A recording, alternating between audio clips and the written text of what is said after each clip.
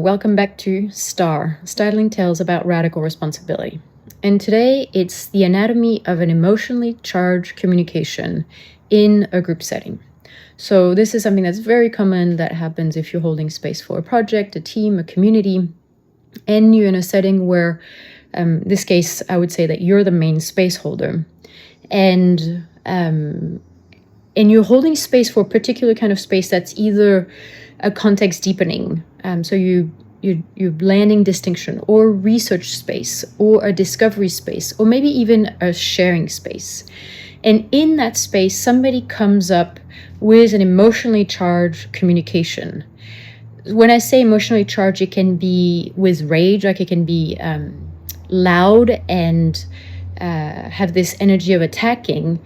But it can also be subtle or well intellectually constructed. But it's easy to have this example of a loud, mostly with rage, emotionally charged. Basically, it looks like an attack. And it could be towards you as the main space holder, but it could also be towards the space that you're holding, the game world that you're participating in, or it could be also towards somebody else in the space that you're holding space for. And the question is, how do you handle that? Well, what I see in a group setting, and I'm working with people who have some awareness of emotional intelligence, the difference between feelings and emotion, and things like that.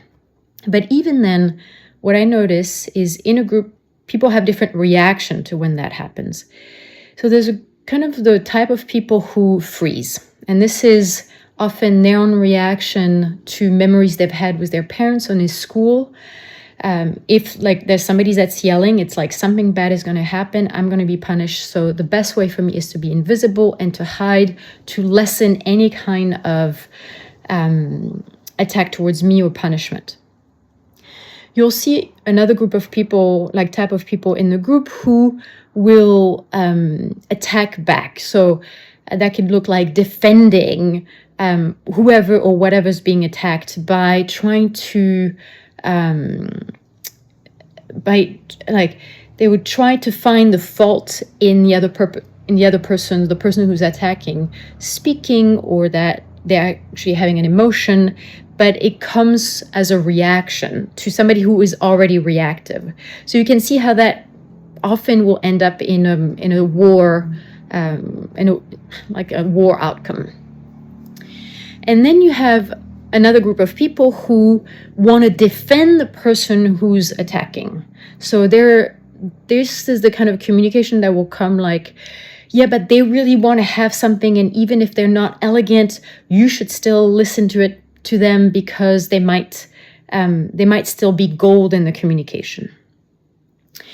And then another type of people that I've seen also, and those can all be happening at the same time, is people who are trying to diffuse the situation.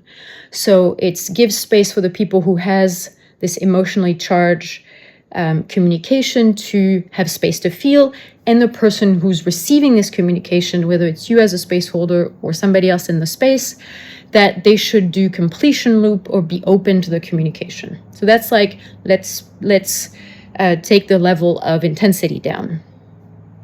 So I'm having this conversation because it actually happened yesterday in the year-long space holder training, and I want to add, there's a layer that didn't appear at all yesterday in the year-long space holder training, but I've seen in other spaces appear, is when there's this imbalance of, let's say, status or assumed power. So in this case, I was the main space holder, and I still look like a young woman, and the person with this emotionally charged communication was an older white man who's basically double my size, like twice my weight. And which could also be the reverse, where the main space holder is an older white man, and the person coming with an emotional charge is this, for example, Black or Latina young woman. And all this politically correct, all this colonized reactivity gets activated as an extra layer in the space of, hey, she's a woman, you're a man, and therefore. So as I said yesterday, that didn't happen in the space, I think partly because I've practiced being unhookable. And so this is what I want to share with you today is one is like, what are the skills? Like, what are the skills that I used yesterday to remain unhookable and continue navigating the space without losing integrity towards my space holding or the context, but also without losing the connection with either the person who's emotionally charged and also the group. Like, something is happening for everybody in this group when that kind of things happen. So I want to share the tools that I've used and also the tools that I could have used in other settings. So this video might be a little long in that regard, but I think it's an important kind of research to do because it comes up. It comes up like in a group setting, people will have emotion and they won't necessarily know how to navigate those emotions. And as a main space holder, it's your job to be able to maintain this integrity and the context of the space, and also, like I said, maintain the connection and maintain the humanness in this group. So, and the other part is I also want to share is the kind of initiation and emotional healing process that I had to go through basically in the last 7 to 8 years to be able to remain unhookable in a space that has a lot of energy, because I'm holding space for 70 genius space holders. So there's a lot of energy coming through me. There's a lot of energy getting into people. And so what are those initiations that I had to go through to, one, be able to handle that kind of intensity, but also not be hooked? So here we go. Skills first. One of the skills that I use that now has become an unconscious competence is what we call the red cloth. It's one of your 13 tools. And it's this is the toreador idea, is if you hold the red cloth right in front of your heart and of your soul, when there's somebody that attacks, it's like a bull, it will go straight to your red cloth and hit you in the heart. And at this point, you might have no other choice but to take it so personally that it's like a knife being planted in your heart. Okay, but you were holding the red cloth right in front of your heart. The trick is move it to the side so that when the attack, the emotionally charged communication, it's not like you ignore it, or it's not like you're dismissing this person, but you're holding the red cloth on the side so that when the attack comes, it goes past you and you can stay in connection, in this case with the bull that keeps going, always the person, the being that's having this emotionally charged communication, without letting it enter and invade your space. And I think this is really one of the distinction that I want to bring is this idea of compassion or love or connection. That's about if somebody is having some kind of emotional reaction, that the way to love them is to have all that charge invade your space. Like that you have to make their problem your problem. And that's what is called compassion. So for me, this is just rescuing, because you have your own space with your own feeling, your own heart, also your own problems, maybe even your own emotional reaction. And this is your job. Like over here is your job, even as a main space holder. And their emotional reaction, even their communication, even if there's something real in their communication, this is their job. So the red cloth is one of the tools to stay unhookable. Another tool, another skill, it's more of a distinction than a skill, to remain unhookable in the case of emotionally charged communication, is to be absolutely experientially clear about the distinction between a feeling and an emotion. In yourself, when are you having an emotion? When are you having a feeling? Which both can have high intensity or low intensity, but also so that you can detect whether it's a feeling or an emotion in the other person.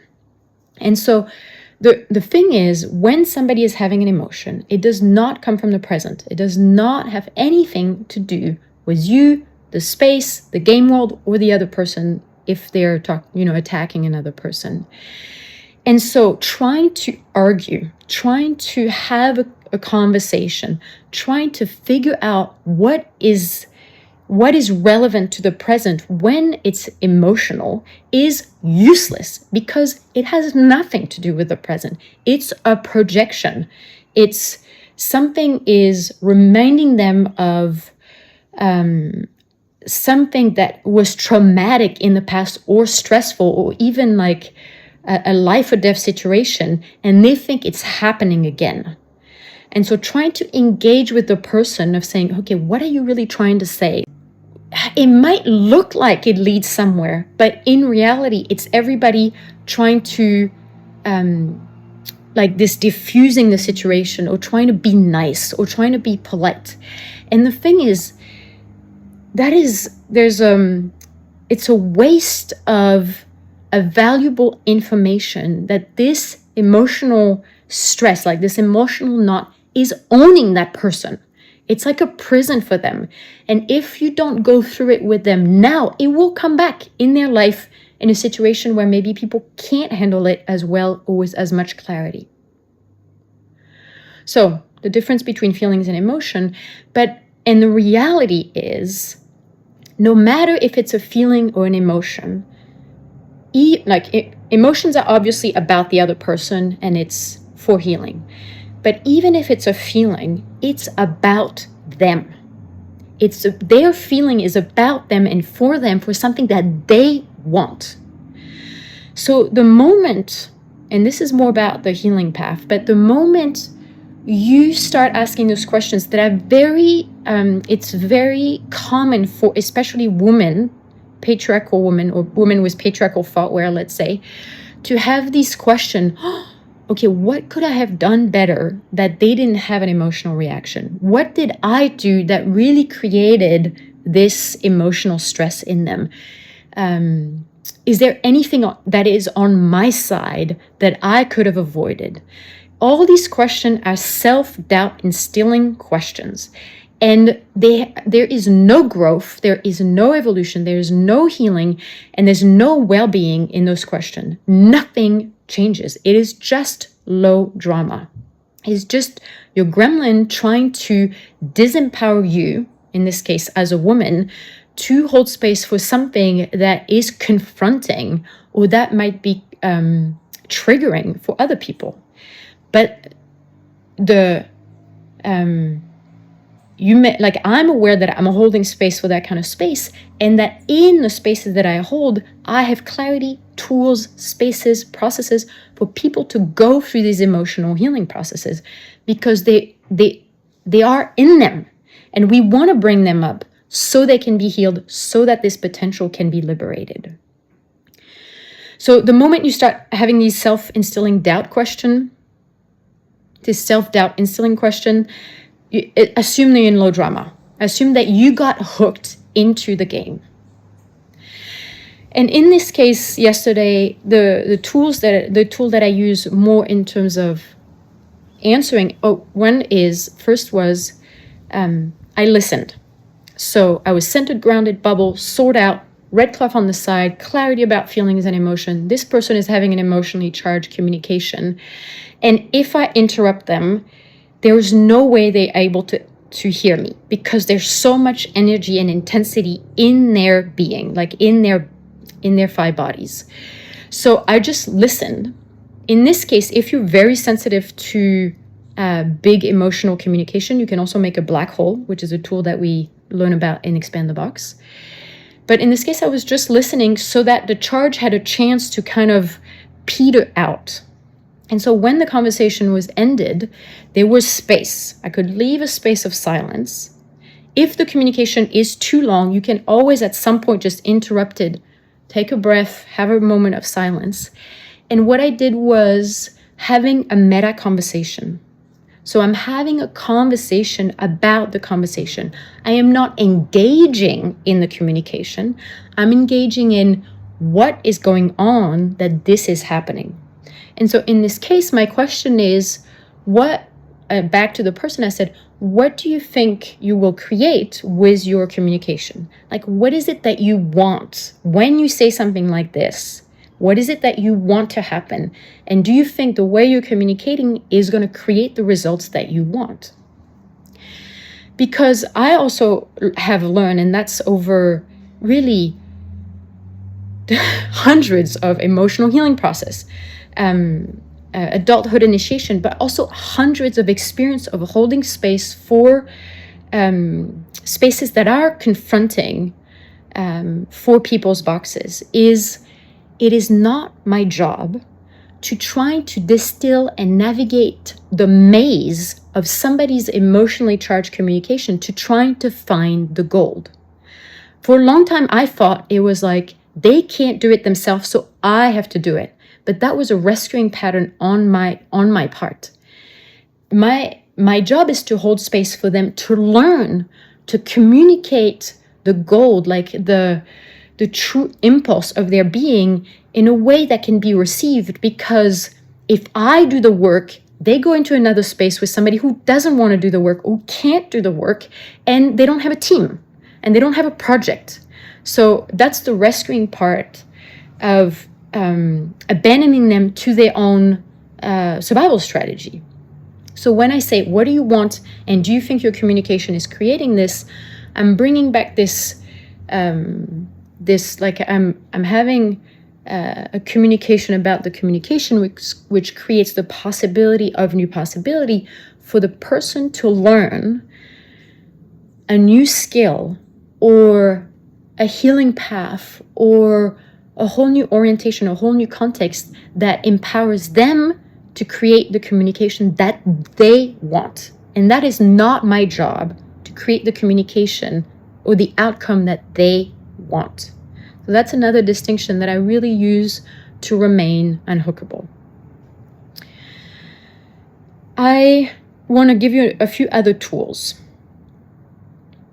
For example, if I was in a situation like this with a woman that I've known for a long time, and I know she loves me and I know she cares about me, and somehow something I did or something that happened in her life, she's hooked and she's trying to attack me, I could very well interrupt her, look her in the eyes and say, hey, what is going on?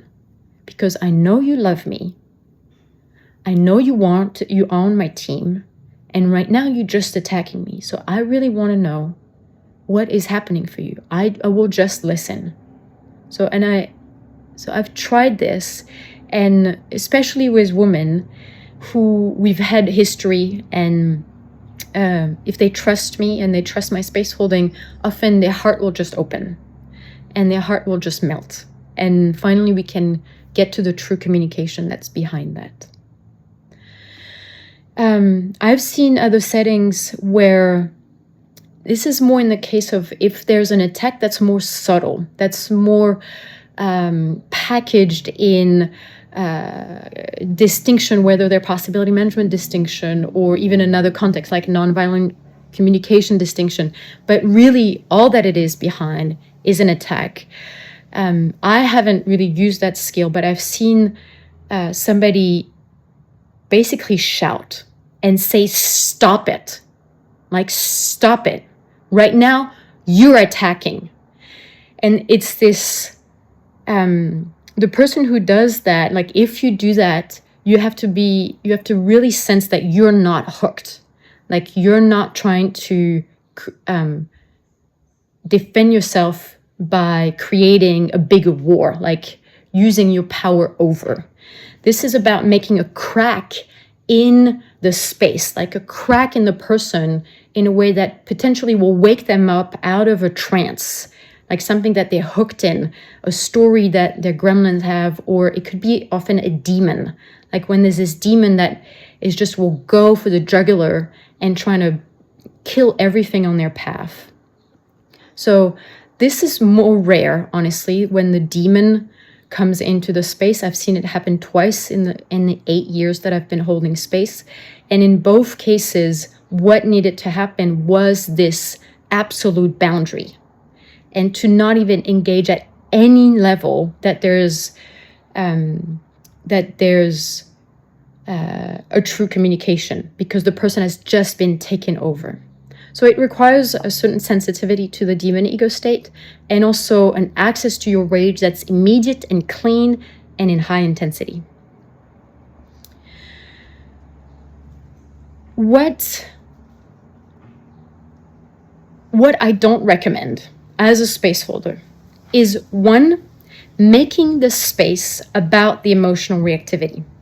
Because what you open up is a Pandora box of everybody's grievances, basically complaints about either you as a space holder or the space that you hold, the game world that you hold, like if it's a festival or whatever it is. You'll just have you open the door to a bunch of gremlin to now have permission to use their quote unquote feelings, which is all emotion, to vomit their complaints. So, I mean, honestly, in a non-linear way, you could do this. If you can hold space and you're just like, we're going to make a black hole and everybody's going to complain for an hour. And if you want to hold space for that as a way to clean the space energetically, that's a technology. But as a way of holding space, I don't encourage it, because you're just opening up for a gremlin feeding frenzy. Also, I don't recommend to trying to take the emotionally charged person into an emotional healing process, especially if, in my case, there were 70 other people who came into the space for something else, especially when we have spaces dedicated to emotional healing process. One thing that can happen is because there's a lot of things that happen in groups, and it's not just personally, like people's personal life and turmoil of whatever happened in their life today, but also the field of the game world, the field of Earth. I mean, these days with war and the threat of nuclear holocaust, I mean, there's a lot happening in our very sensitive being. So one option is to open a space where whatever is sort of like under the surface, if there's like, for example, if there's more than half the people have like this kind of like unsettledness with you or with the space, or there's some like they're in resistance with what you're offering or the process that's happening, you can open up the space for a group healing. But then you change the context of the space. This is no longer a sharing space. This is no longer a context deepening space. This is no longer a research space. This is an underworld research space, and everybody goes in. That means it's not like the emotionally charged person say, okay, I was right, and now I'm going to all see you do transformation. Because whatever charge everybody has is a reflection of the underworld, of the game world, or of the space. And every single person is participating in that game world. So, and that comes back to this distinction of that I sort of brought but not named it over in this video, is the moment you sense that there is any kind of blame, somebody is being made wrong, whether is you being made wrong, space is being made wrong, a game world is being made wrong, or the person with the emotionally charged communication is being made wrong, you're in low drama. You know that gremlins are out. You know you're in a war setting. And the only outcome of a war setting is separation. The only is really destruction and loss of potential and of love. So our boxes in modern cultures have been trained to look for what is wrong and who is right. And any sniff of those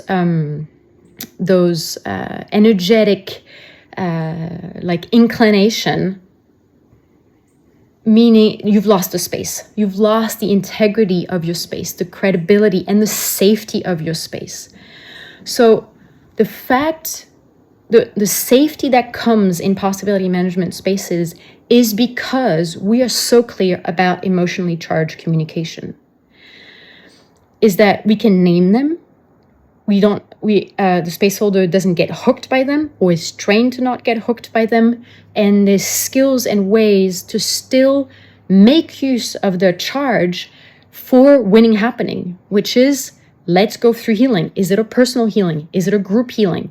Is it an underworld process? Any of these doors can open for healing. I'll share a little bit, but I've shared it along this video of the few processes that I had to go through to remain unhookable. And one is, like the first one that I would say is my research as part of the Women of Earth. And this research has helped me so much build an inner structure where this pattern is so contaminated pattern of rescuing other people that for me is like, I was the big sister. I have to take care of other people. I have to do it for them. They can't do it. They can't do it as good as I can. So I have to do it, and I have to do more than they're doing. Like, to decontaminate all these patterns, to find out where they come from, and to replace them with dignity, to replace them with my own integrity as a space holder. Is I'm holding space for what I want, not what you want. I'm holding space for what I want. And if you're in my space, it's because you have some resonance. You are attracted to the culture that I'm unfolding, the culture that I'm discovering, the skills that I want to become absurdly effective in.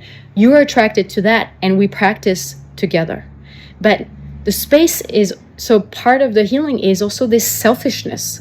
It's like, to get it, that my arrogant selfishness of, when I say me, what I mean is my bright principles and my archetypal lineage. And to go back to, hey, what do I want to have right now? What conversation do I want to have with this person? And to base my choices of how I navigate the space, and also how I navigate emotionally charged communication when I'm unhooked, to radically rely on my archetypal lineage and bright principles and the space that I want and need to take the next step. And that's why there's no method. It's there's skills, there's distinction, there are like tools to avoid being unhookable. But what you do with your own unhookable present energy is up to the culture that you want to hold space for. And in my case, my bright principles, I love possibility, clarity, empowerment, transformation. And so I will want to create distinction, make awareness, empower space holders to navigate an emotionally charged communication instead of engaging in that communication. Because that's where I have leverage. That's where I want to go as a culture, is train people in having power to keep their culture as this human mess and chaos and intensity and unknowable is happening. And it's like, you can build the tools, you can build the awareness, you can build the sensitivity and also the love for the people in your space, that you can navigate this the unknown of human connection. So this was almost a half-hour STARR, and I hope it is useful in helping you hold space for your own projects and team when there's an emotionally charged communication in the space. Thank you.